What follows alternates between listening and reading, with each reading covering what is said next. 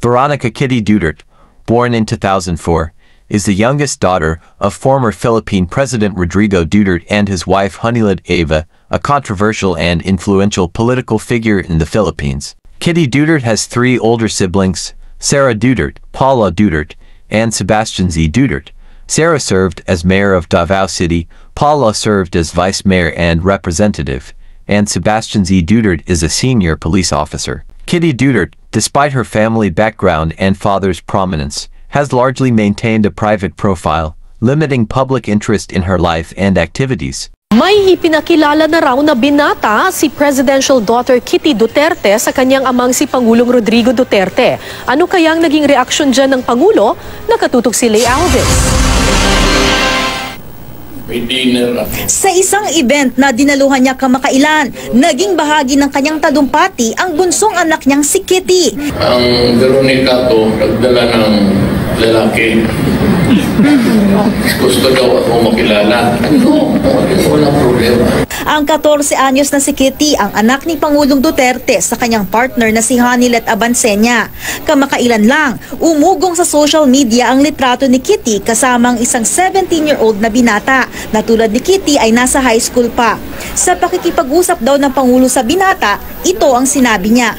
Yung anak ko kay isa-isahan sa aking asawa si Helen. Mahal namin yan.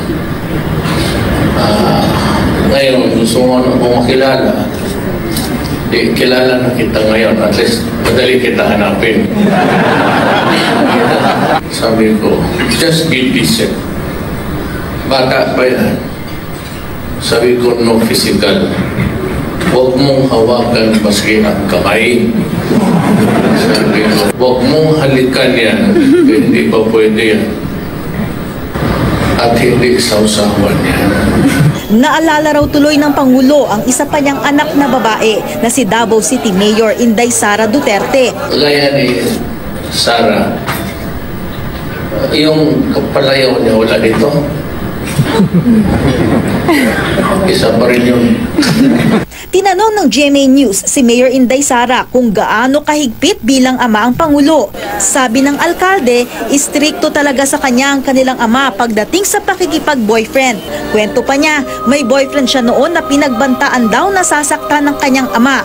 Pero sa ibang bagay naman daw ay kaaya-aya si Pangulong Duterte. Lay Alves, Nakatutok, 24 Oras.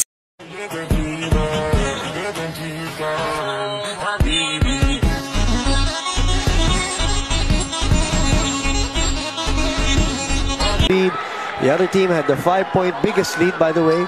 We have had 9 deadlocks. We've had 10 lead changes as Evan Nelly looks on.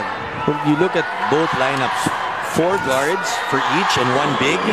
But LaSalle with David, Austria.